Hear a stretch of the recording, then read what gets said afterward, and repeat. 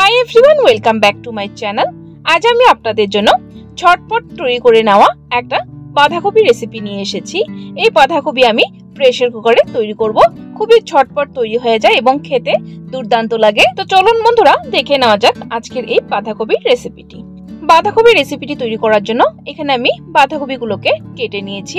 এইভাবে বড় বড় টুকরো করে কেটে নিয়েছি, কারণ প্রেসার কুকারে বানাবো। ছোট ছোট টুকরো করে কাটলে প্রেসার কুকারে কিন্তু একদম বেশি মিশে যাবে, এর জন্য বড় বড় টুকরো করে কেটেছি। তারপর নিয়েছি এখানে আলু কেটে, এখানে 4-5টা আলু এইভাবে দু ফালা করে কেটে নিয়েছি। বড় সাইজের আলু হলে 4 ফালা করে কেটে নেবেন। তো চলুন বন্ধুরা, এখন যাচ্ছি রান্না করার স্টেপে। এখানে আমি একটা প্রেসার কুকার বসিয়ে দিয়েছি। প্রেসার কুকারে দিয়ে দিলাম 3 টেবিলস্পুন পরিমাণ সরষের তেল। রান্নাটা আমি সরষের তেল দিয়ে করছি, আপনারা চাইলে সাদা তেল দিয়েও করতে পারেন। তারপর তেলটা গরম হয়ে গেলে এর মধ্যে দিয়ে দিলাম 2টো শুকনো লঙ্কা চিড়ে। ফোড়নে দিয়ে দিলাম 1 টিস্পুন পরিমাণ গোটা জিরে। তারপর তেলের মধ্যে আমি একসাথে গরম মশলাও দিয়ে দিব। এখানে আমি 3টে ছোট এলাচ দিয়ে দিলাম, আর দিয়ে দিব 1 ইঞ্চের মতো দালচিনির টুকরো 2টো। ফোড়নটাকে 10 থেকে 15 সেকেন্ড ধরে ভালো করে ভেজে নেব।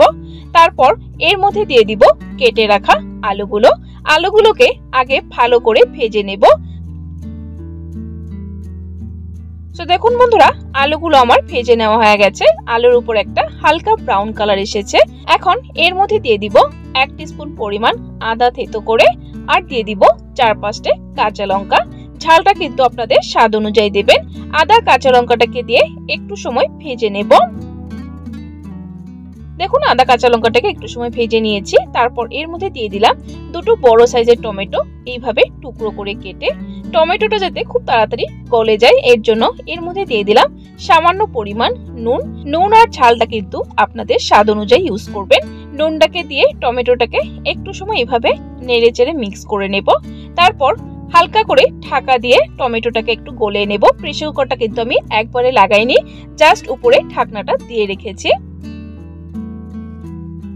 ঠিক 2 মিনিট পর আমি ঢাকনাটা তুলে দিয়ে টমেটোগুলোকে দেখে নিচ্ছি। দেখুন, মনে হচ্ছে টমেটোগুলো সুন্দরভাবে গলে গেছে, তবে একবারে কিন্তু গলানোর প্রয়োজন নেই, হালকা একটু গলে গেলেই হবে, কারণ পরে আমরা প্রেসার কুকারের ঢাকনাটা ভালো করে লাগিয়ে সিটি আনাতে হবে। এখন এর মধ্যে দিয়ে দিব কিছু গুঁড়ো মশলা। এখানে আমি আগে দিয়ে দিলাম 1 টিস্পুন পরিমাণ হলুদ গুঁড়ো, দিয়ে দিলাম 1 টিস্পুন পরিমাণ জিরে গুঁড়ো, তারপর দিয়ে দিলাম 1 টিস্পুন পরিমাণ লঙ্কা গুঁড়ো, আর দিয়ে দিলাম 1 টিস্পুন পরিমাণ ধনে গুঁড়ো। তারপর মশলার মধ্যে একটু জল দিয়ে মশলাটাকে ভালো করে কষাবো। অবশ্যই জল দিয়ে কষাবেন, নইলে কিন্তু মশলাটা পুড়ে যেতে পারে। আর মশলাটাকে কিন্তু খুব ভালো করে কষাতে হবে যতক্ষণ না মশলার থেকে তেলগুলো আলাদা হয়ে যাচ্ছে। তো দেখুন বন্ধুরা, মশলাটা কিন্তু আমার কষানো হয়ে গেছে, মশলার থেকে কিন্তু তেলগুলো বেরিয়ে এসে গেছে। এখন এর মধ্যে দিয়ে দিব কেটে রাখা বাঁধাকপিগুলোকে কিন্তু আগেই ভালো করে একটু গরম জল দিয়ে ধুয়ে নিয়েছি।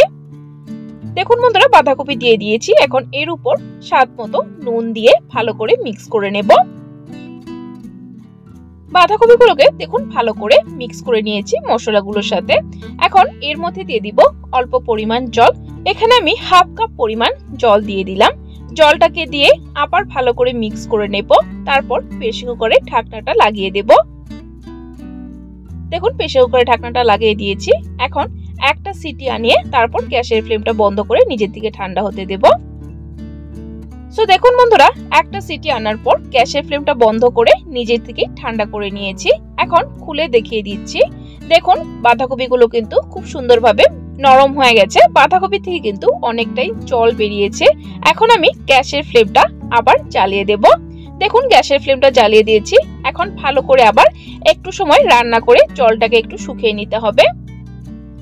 এখন এর মধ্যে দিয়ে দিলাম 1/2 টিস্পুন পরিমাণ চিনি। নিরামিষ রান্নাতে একটু চিনি দিলে খেতে ভালো লাগে, যদি অপছন্দ করেন তাহলে স্কিপ করতে পারেন। চিনিটাকে দিয়ে ভালো করে মিক্স করে নেব।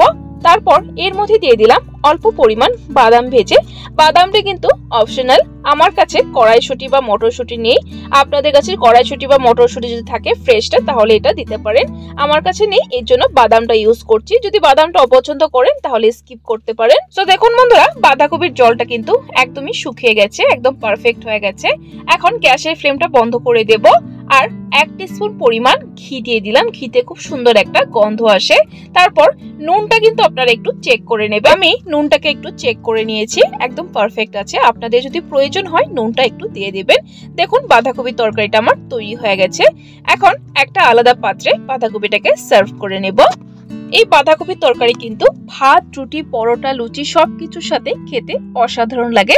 অবশ্যই একবার ট্রাই করে দেখতে পারেন। ট্রাই করার পর কেমন লেগেছে কমেন্ট বক্সে অবশ্যই জানাবেন। আর যদি রেসিপিটি আপনাদের কাছে ভালো লেগে থাকে তাহলে একটা লাইক দিতে ভুলবেন না। আর আমার চ্যানেলে নতুন হয়ে থাকলে চ্যানেলটাকে সাবস্ক্রাইব করার জন্য অনুরোধ রইল। সাবস্ক্রাইব করে পাশে থাকা বেল আইকনটা ক্লিক করে অল করে দেবেন, তাহলে আমার চ্যানেলে যখনই কোনো নতুন রেসিপি আসবে নোটিফিকেশন আপনাদের কাছে পৌঁছে যাবে।